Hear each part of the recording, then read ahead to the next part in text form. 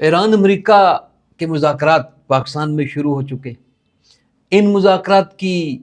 کامیابی ہوتی ہے یا نہیں ہوتی، دنیا مختلف آراء اس کے بارے میں رکھتی ہے۔ بعض لوگوں کی رائے ہے کہ یہ کامیاب ہو جائیں گے، دنیا مستقل امن کی طرف آگے بڑھے گی۔ تاہم ساتھ ہی ساتھ کچھ تند و تیز بیانات کا سلسلہ بھی جاری ہے، وہ ایران کی طرف سے بھی ہے، وہ امریکہ کی طرف سے بھی ہے۔ جے ڈی وینس ایسے لگتا ہے کہ بڑے مثبت مائنڈ کے ساتھ آئے ہیں، اور تازہ ترین ان کے حوالے سے جو خبر بریک کی گئی وہ یہی ہے کہ صدر ٹرمپ نے ان کے ساتھ خصوصی مشاورت کی اور پھر انہیں بھیجا اور یہ ٹاسک دے کر بھیجا کہ ہمیں اس جنگ سے نکلنا ہے۔ تاہم اسرائیل کی کاوشیں کچھ اور ہیں۔ اسرائیل اور انڈیا ایک پیج پر دکھائی دیتے ہیں، جو کچھ انڈین میڈیا کر رہا ہے وہی اسرائیل کر رہا ہے۔ اسی کے اوپر بحث کرتے ہیں، دیکھتے ہیں ان مذاکرات کو مختلف پہلوؤں سے دنیا کس نظر سے دیکھتی ہے اور ان کی کامیابی کے کتنے چانسز ہیں۔ میں ہوں میاں افتخار اور آپ ہیں ہمارے سی نیوز ڈیجیٹل پلیٹ فارم پہ۔ امید ہے کہ آپ چینل کو لائک سبسکرائب کریں گے۔ تو آئیں اپنے ٹاپک کی طرف بڑھتے ہیں۔ سب سے پہلا سوال، ہر آدمی اس وقت دنیا کا ہر لیڈر بھی یہ سوال اٹھا رہا ہے کہ کیا ان مذاکرات میں کامیابی ملے گی یا نہیں ملے گی۔ پہلی بات تو یہ ہے کہ اگرچہ ایرانی وفد کے جو سربراہ ہیں اسپیکر باقر کالیباف، ان کی طرف سے کافی سخت بیانات سامنے آ رہے ہیں۔ انہوں نے اپنے پاکستان پہنچنے کے بعد جو بیان دیا کہ خیر سگالی کے جذبے کے تحت آئے ہیں، اور ساتھ اسی طرح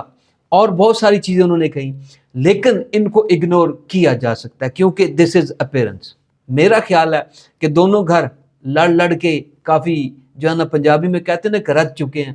اور چاہتے ہیں کہ جناب کسی طرح سے اس جنگ سے نکلا جائے۔ ایک بڑی پازیٹیو خبر آئی جو ہی جے ڈی وینس کی ملاقات ہوتی ہے پرائم منسٹر شہباز شریف سے،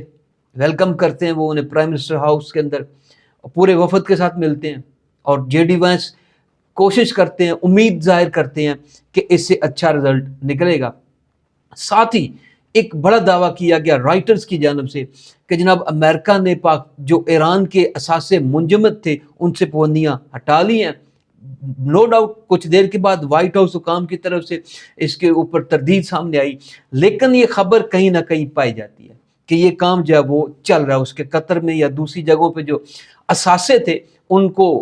جو ہے نا وہ منجمد سے ہٹایا جا رہا ہے، وہ اثاثے ریلیز کیے جا رہے ہیں۔ اور یہ بہت بڑی خبر کہ اگر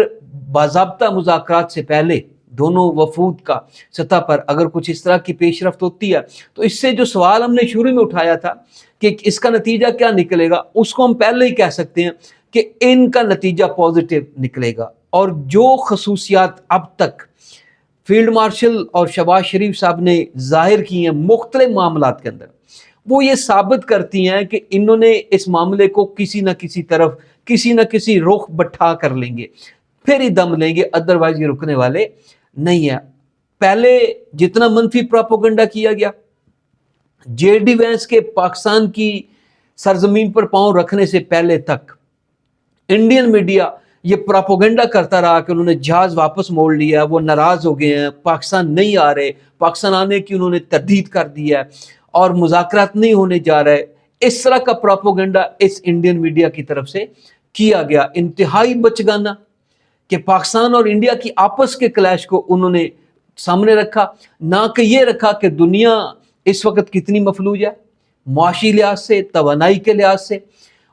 زندگیوں کا معاملہ ہے، تباہی ہو رہی ہے۔ ان چیزوں کو سامنے نہیں رکھا، پازیٹیو ہونے کی ضرورت انہوں نے محسوس نہیں کی، اور اس کا پھر انہیں جواب بھی سننا پڑا، امریکنز کی جانب سے سننا پڑا۔ سابق سفارتکار نے پھر انڈیا کے چینل پر بیٹھ کر جو حال کیا اور جو اس میڈیا کو اس نے جو کچھ الفاظ سنا دیے وہ قابل غور ہے۔ تو منفی پراپوگنڈا دو ممالک کی طرف سے جاری ہے، ایک اسرائیل اور ایک دوسرا انڈیا۔ ان کے منفی پراپوگنڈے کے کتنے اثرات مرتب ہو سکتے ہیں اس کی کوئی پرواہ نہیں ہے، دنیا اس کو کنسیڈر کرنے کے لیے تیار نہیں ہے۔ ادھر سے جے ڈی وینس پہنچتے ہیں، ادھر سے پوری دنیا کا ریاکشن سامنے آتا ہے کہ دس از اے پازیٹیو سٹیپ، اور امید ہے کہ پاکستان اس قابل ہو جائے گا۔ ابھی ایک بڑی خبر سامنے آ رہی ہے اور وہ یہ ہے کہ ہو سکتا ہے کسی وقت سعودی عرب کی انٹرفیرنس بھی اس کے اندر شامل ہو جائے،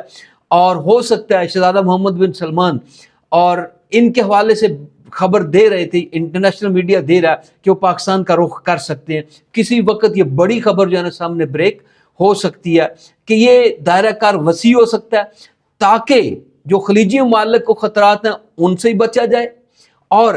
اس کے ساتھ ساتھ جو سکیٹرڈ عرب ہیں ان کو بھی اس حوالے سے کنٹرول, ان کو مستحکم کیا جائے. ایران کے ساتھ یقیناً خلیجی ممالک بھی مذاکرات چاہیں گے کہ آئندہ ایران جو ہے وہ ان کو نشانہ نہ بنائے, لیکن ایران کے پاس واضح ثبوت ہے, یا تو ان مذاکرات کے اندر طے ہو جائے گا کہ امریکہ کو یہاں سے اڈے اپنے اٹھانا پڑیں گے, اور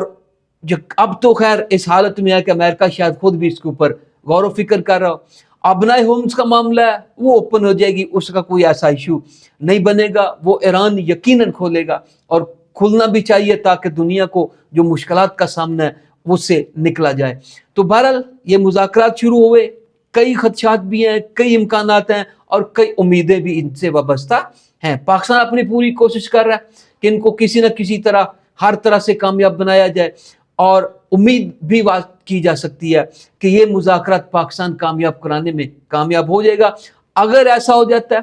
جس کے کہ بڑے چانسز ہیں, اس کی بڑی وجہ میں نے پنجابی میں آپ کو کہا کہ دونوں گھر لڑ کے کوئی اتنا آسان کام نہیں ہے, رچ چکے ہیں, اور اب یقیناً چاہیں گے کہ اسرائیلی سازش سے باہر نکلیں, اس کا شکار نہ ہو. اس اسرائیلی وزیر اعظم کا, نیتن یاہو کا, تو جو انجام ہونا ہے وہ ہونا ہے, ٹھیک, وہ تو اپنے انجام کی طرف بڑھے گا. اس کی جو گریٹر اسرائیل کی کوشش تھی وہ اپنی جگہ پہ بالکل ناکام ہوتی ہوئی دکھائی دے رہی ہے. پاکستان کا انتہائی پازیٹیو کردار اور پھر اس کا مرکز بننا, اور اس سے امید کی جا سکتی ہے کہ یہ مذاکرات اپنے پایا تکمیل تک پہنچیں گے اور ان کا مثبت رزلٹ بھی سامنے آئے گا. بعض معاملات کو اب ڈونلڈ ٹرمپ بھی سمجھتے ہوئے دکھائی دے رہے ہیں. ایک خبر دی انٹرنیشنل میڈیا نے کہ لبنان پر مسلسل حملے اس وقت بھی